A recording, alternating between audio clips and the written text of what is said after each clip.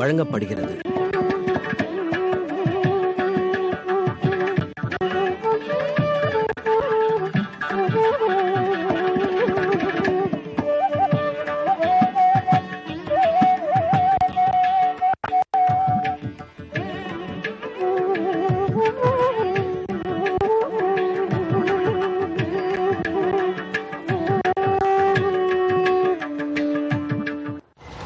புத்திர் பலம் யசோ தைரியம் நிர்பயத்வம் அரோகதா அஜாட்யம் வாக்படுத்வஞ்ச ஹனுமத் ஸ்மரணாத் பவேத். இந்த ஸ்லோகம் ஹனுமானை பற்றி நாம் நினைப்பதால், அவரை வணங்குவதால் நமக்கு ஏற்படும் நன்மைகளையெல்லாம் கூறுகிறது. புத்தி, பலம், நமக்கு இருக்க வேண்டிய அறிவு, உடல் பலம், மனோபலம். யசஸ் என்பது புகழ். எங்கும் பறந்திருக்கும் புகழ் படைத்தவர்களாக ஆகிறோம். தைரியம், எந்த செயலை எடுத்துக்கொண்டாலும் அதில் ஒரு தைரியம், கண்டிப்பாக முடித்து விடுவோம் என்கிற சக்தி. ஆக புத்தி, பலம், யசஸ், தைரியம், நிர்பயத்வம், பயமே இல்லாத தன்மை, அரோகதா, நோயற்ற தன்மை, அஜாட்யம் வாக்படுத்வஞ்ச, எந்தவித ஆலசியம், சோம்பல், அறிவின்மை இவை அனைத்தும் ஒழிகிறது. வாக்படுத்வம், பேச்சுவன்மை வளருகிறது. இது இத்தனையும் ஹனுமத் ஸ்மரணாத் பவேத். ஹனுமானை நினைத்த மாத்திரத்தில் இந்த இன்பங்கள் கிட்டும். ஹனுமான் எத்தனையோ திருத்தலங்களில் பெரிய திருமேனியிலிருந்து தொடங்கி சிறிய திருமேனி வரை எழுந்தருளி உள்ளார். தற்போது நாம் பெங்களூரு நகரத்திலே பசவங்குடி என்னும் இடத்தில் உள்ள காரஞ்சி ஆஞ்சநேயர் சன்னிதானத்தை அடைந்துள்ளோம். தானே மலையில் தோன்றினவர் இவ்வாஞ்சநேயர். பல நூற்றாண்டுகளுக்கு முன்பாக இந்த இடம் காடாக இருந்தது. ஆஞ்சநேயர் மட்டும்தான் முதலில் எழுந்துருளினார். பிற்பாடுதான் ராமன், லக்ஷ்மணன், சீதை, ஆழ்வார், ஆச்சாரியர்கள் அனைவரும் பிரதிஷ்டை செய்விக்கப்பட்டார்கள். காரஞ்சி ஆஞ்சநேயருடைய சன்னிதானத்தை அடைகிறோம். வாசலில் நீண்ட தீபஸ்தம்பம், அதில் ஓர் புறத்தில் ஆஞ்சநேயர் அற்புதமாக எழுந்தருளி உள்ளார். வாசலில் வணங்கி கொண்டு உள்ளே நுழைகிறோம். ரொம்ப ஆச்சரியமான ஒரு காடுனுடைய சன்னிவேசத்திலேயே இருக்கக்கூடிய சன்னதி. நாட்டுக்குள் தான் இருக்கிறது, ஆனால் இன்னும் இயற்கை மனம் மாறாமல் இருக்கக்கூடிய இடம். சன்னிதானத்தின் வாயிலை வணங்கிக் கொள்ளுகிறோம். பிரதட்சணம் வருகிறோம். அழகான இடம், ரமணீயமான சூழல். ஆஞ்சநேயர் தான் பிரதானமாக வணங்கப்படுகிறார். ஆண்டுக்கு 3 முறை உற்சவங்கள் நடைபெறுகின்றன. பவித்ரோத்சவம் நடக்கிறது, அப்புறம் ஸ்ரீராம நவமி உற்சவமே நடக்கிறது, அனுமானுக்கு உற்சவம் நடக்கிறது. என்னும் 3 முக்கியமான உற்சவங்கள். வலம் வந்து வணங்கிவிட்டு இங்கிருக்கும் மரம் செடி கொடிகளை பார்க்கிறோம். ஆஞ்சநேயர் ஒரு மரத்தில் இருந்து கொண்டுதானே சீதையை அசோகவனத்தில் கண்டார். இவ்வாஞ்சநேயருக்கே பெருமை. சூடாமணியை சீதையனிடத்தே பெற்று திரும்ப கிஷ்கிந்தைக்கு எழுந்தருளி ராமனிடத்தில் சூடாமணியை கொடுத்தார். அனுமானுடைய சரித்திரம் அனைவருக்கும் தெரியும். ராமனிடத்தில் மோதிரத்தை பெற்றார், சீதையிடம் கொண்டு போய் கொடுத்தார். சீதையிடம் சூடாமணியை பெற்றார், திரும்ப ராமனிடத்தில் கொண்டு வந்து கொடுத்தார். இந்த திருத்தலத்தே ராமனிடத்தில் சூடாமணியை திரும்ப கொடுக்கும் திருக்கோலத்தில் தான் பெரிய வடிவத்தோடே ஆஞ்சநேய சுவாமி எழுந்துருளி உள்ளார். அவரை மேலும் உள்ளே சென்று சேவிப்போம். அதற்கு முன்பாக அயோத்தியா காண்டத்தில் நாம் விட்ட இடத்துக்கு வருவோம். இன்று நாம் கம்பராமாயணத்தின்படி எப்படி மகர மக்கள் எல்லாம் துன்பப்பட்டார்கள், தயரதன் எப்படி அழுதான்கிறதை பார்ப்போம். ராமன் பிரிகிறார், சுமந்திரனை தேரோடு அழைத்து கொண்டு புறப்பட்டு போகிறார். காட்டில் என்ன நடந்ததுங்கிற செய்தி. ரொம்ப அழகான படலம், நகர் நீங்கு படலம். கருத்தாய் உருவம், மனமும் கண்ணும் கையும் செய்யாய், பொறுத்தாய் புறையே, இறைவன் புறன் 3 மெரித்த போர்வில் இருத்தாய், தமியேன் என்னாது என்னை இம்மூப்பிடையே வெறுத்தாய், இனி நான் வாழ்நாள் வேண்டேன் வேண்டேன் என்றான். தசரதன் ராமன் புறப்பட்டு போகிறார்னு தெரிந்து ஹோவென்று அழுகிறான். அப்போது புலம்புதல், உருவம் கருத்தாய், கருத்த திருமேனி கொண்ட ராமா, மனமும் கண்ணும் கையும் செய்யாய். தேவரீருடைய கண்களும் கையும் சிகப்பாக உள்ளன. மனம் காதல் அன்பு என்பதால் சிவந்திருக்கிறது. பொறுத்தாய் பொறையே, பொறுமைக்கு நீயே சாட்சியாக இருக்கிறாய். உனக்குன்னு கொடுக்கப்பட்ட நாடு, அதை சட்டென்று இல்லை என்று சொன்னேன், அப்படியும் பொறுமையோடு இருக்கிறாயே. இறைவன் புறம் 3 எரித்த போர்வில் இருத்தாய். பரமசிவனார் புறம் எரித்தார், திரிபுர சம்ஹாரம் பண்ணினார். அதனால் கையில் கிடைத்த வில், அந்த வில்லத்தான் ஜனகன் தன் பெண்ணை கல்யாணம் பண்ணி கொள்வதற்கு ஸ்வயம்பரத்தில் வைத்தான். அந்த வில்லை முறித்தாய். தமியே நின்னாது, என்னை இம்மூப்பிடையே வெறுத்தாய். என் கூடவே இருந்து கடைசி காலத்துக்கு தொண்டு புரியாமல் இந்த வயோதிகனை விட்டு புறப்படுகிறாய். இனி நான் வாழ்நாள் வேண்டேன் வேண்டேன், இந்த வாழ்நாள் வேண்டாம். நான் காட்டுக்கு போக வேண்டும், ஆனா இந்த சமயத்தில் நீடா காடேக வேண்டும். கண்ணும் நீராய் உயிரும் ஒழுக கழியா நின்றேன். எண்ணும் நீர் நான் மறையோர் எரிமுன் நின்மேல் ஸ்ரீயன். மண்ணும் நீராய் வந்த புனலை மகனே, வினையேற்க உண்ணும் நீராய் உதவி உயர்கான் அடைவாய். நாக்கு வறண்டு போய் தொண்டை கனைக்க முடியாமல் கதறுகிறேன். என் கண்களிலிருந்து நீர் உருகுகின்றது, ஆனால் தொண்டையில் நீர் வறண்டு போயிற்று. என் கூட இருந்து நீர் கொடுத்து தொண்டு புரிய மாட்டாயா? என்னை விட்டா போவாய்? பொன்னின் முன்னம் ஒளிரும் பொன்னே, புகழின் புகழே, மின்னின் மின்னும் வரிவில் குமரா, மெய்யின் மெய்யே, என்னின் முன்னம் வனன்னி அடைதற்கு எளியேன் அல்லேன். உன்னின் முன்னம் புகுவேன் உயர் வானகம் யான். பொன்னின் ஒளியே, முன்னம் ஒளிரும் பொன்னேன்.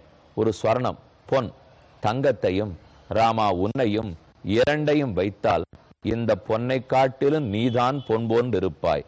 புகழின் புகழே, உலகத்தில் மக்களுக்கு புகழுண்டு, ஆனால் புகழுக்கே புகழ் சேர்க்க வல்ல புகழ் படைத்தவனே, மின்னின் மின்னும் வரிவில் குமரா, மின்னலை காட்டிலும் மின்னலை போன்றிருக்கும். மின்னல் கூட ஒளி குன்றி இருக்கும்.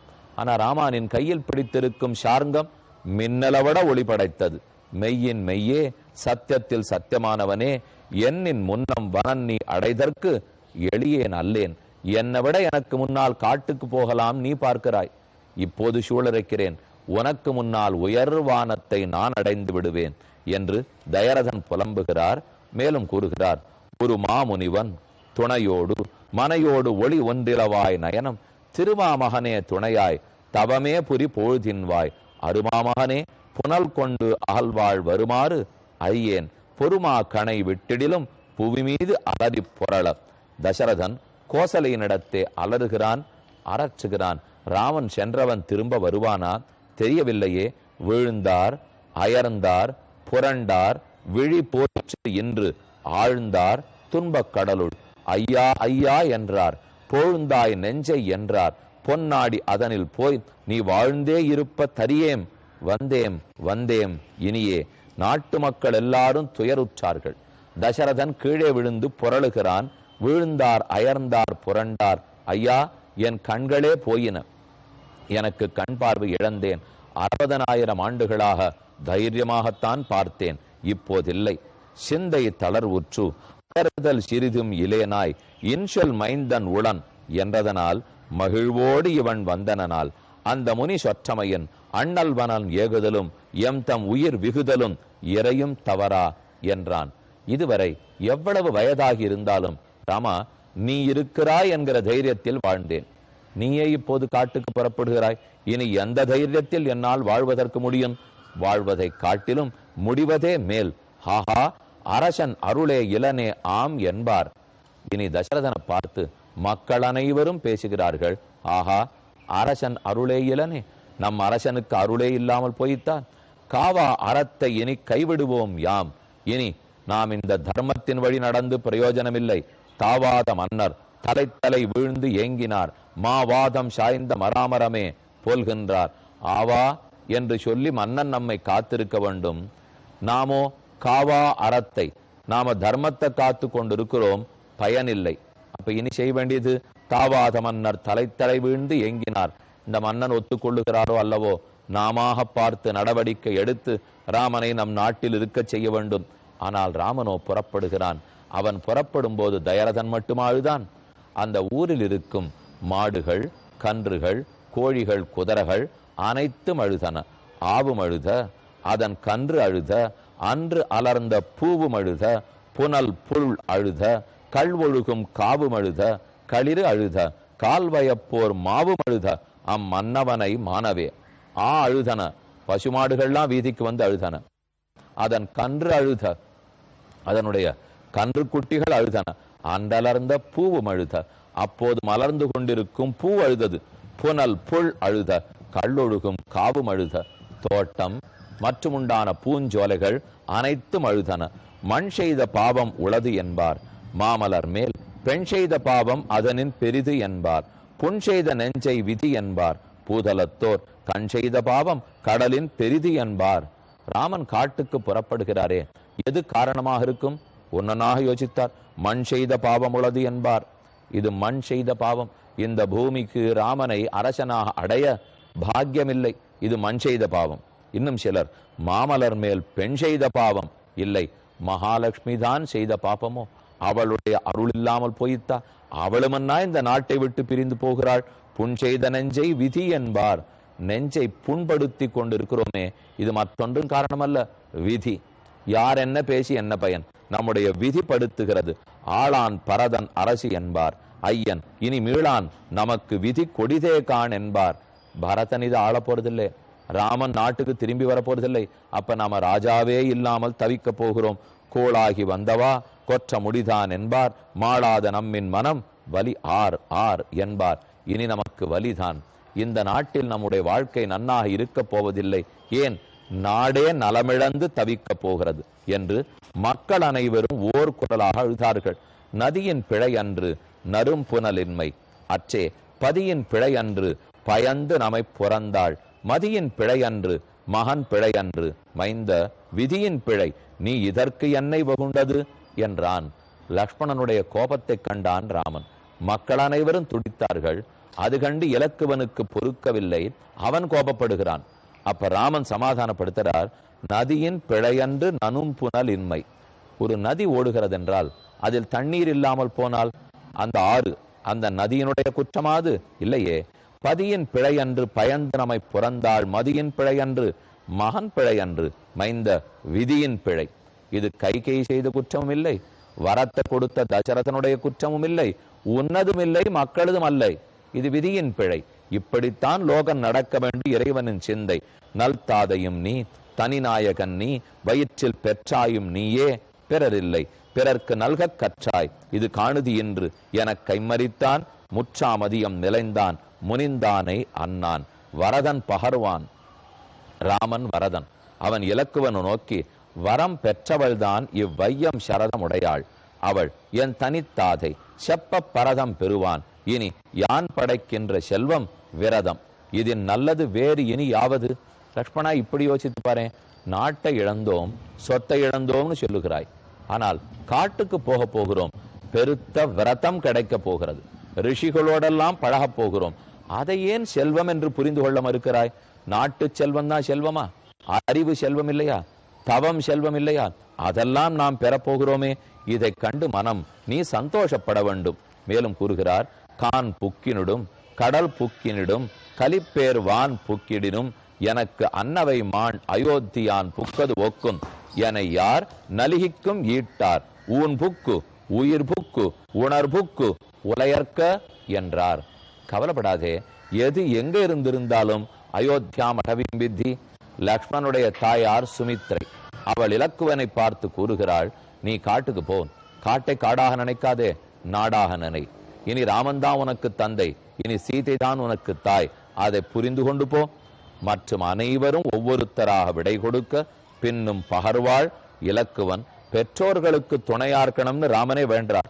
அன்னையர் அனைவரும் ஆழி வேந்தனும் முன்னையர் அல்லர் வெந்துயரில் மூழ்கினார்.